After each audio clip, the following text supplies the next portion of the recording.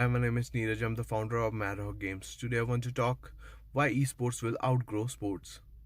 So many people think esports can't outgrow sports because the real feeling of playing in the ground is far more superior than playing on your couch with keyboard or joystick. But I think we forget that even old games like Mario did a big impact on sports. And Mario was just single player game. Graphics were nothing compared to today. Esports will outgrow sports year by year because playing with the community gives you a high. And suddenly, if you don't like someone, you can play with others or build your own team.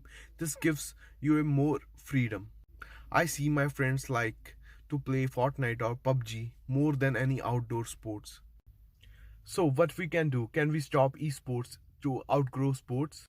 I think no, we can't stop esports. Esports will outgrow sports, but we can combine with virtual reality or augmented reality so they will move their body.